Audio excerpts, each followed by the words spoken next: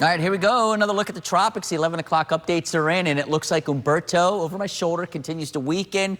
And right now, Imelda is kind of holding steady. Maximum sustained wind still sitting at 85 miles per hour, even though this storm is looking a little better organized now on the satellite shot. You can see some of the outer edges extend pretty far out from the center, which is roughly right about here. It's got good outflow. High pressure over low pressure, storms breathing, and it will continue to strengthen over the next 24 to 36 hours. About 500 miles to the south of Humberto, which is poorly organized. I know you see this big blob of red, but the center of circulation is actually here. So this has all been lifted to the north because of a little bit of wind shear. So this is collapsing. It'll likely be just a tropical storm by tomorrow morning, but the overall wind field is still strong enough to pull Imelda away from the eastern seaboard. Here's the official track from the National Hurricane Center. Looks like Bermuda is getting ready to get hit again. They got hit earlier today with Humberto. Now it was sort of a side swipe as it kind of passed Bermuda just like this, but it was still strong enough to produce a couple of inches of rain. They had wind gusts over 50, 60 miles per hour. And now with Imelda coming through, they're likely going to see the same thing tomorrow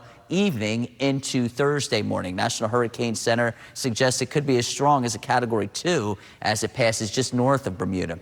Live look outside. This is the intracoastal West Palm Beach. Numbers at the airport. We're sitting at 78 degrees. Feels like 81. Dew point lowering, 74. Actually, this morning it felt pretty good out there. The humidity had dropped off a little bit with a stiff northwesterly wind, but those winds have calmed down now that Imelda is pulling farther off the coast and out to sea. Humidity levels will continue to fall just a little bit tomorrow and then through the day on Thursday, only to come roaring back as we get into Friday, Saturday, and Sunday. Temperatures are in the mid to upper 70s across the area. Light wind speeds northerly at about 5 to 10 miles per hour. Stronger gusts over my shoulder over the open waters of the Atlantic. Have a couple of squalls coming on shore now. Treasure Coast, Sebastian, all the way down to Port St. Lucie. Let's zoom in here. Some of these are heavy, too. Earlier today, I drove through some of these, and again, they didn't last long, but they were really, really heavy for about maybe 2 or 3 minutes. Looks like we're still dealing with that. Here's 95 here, so it's just east of 95. These are probably going to drop all the way down into Port St. Lucie and Stewart, but we're not looking at widespread activity. That'll probably be the last of it tonight, and then partly to mostly cloudy skies will prevail after that. 75 overnight tonight. It's going to be breezy at times. For tomorrow, starting out pretty nice, sunshine mixed with clouds, and then by afternoon there could be a spotty shower or two out there. We're looking at a high of about 88 degrees. If we do see those showers, it's just a slim chance, maybe a 20 or 30% chance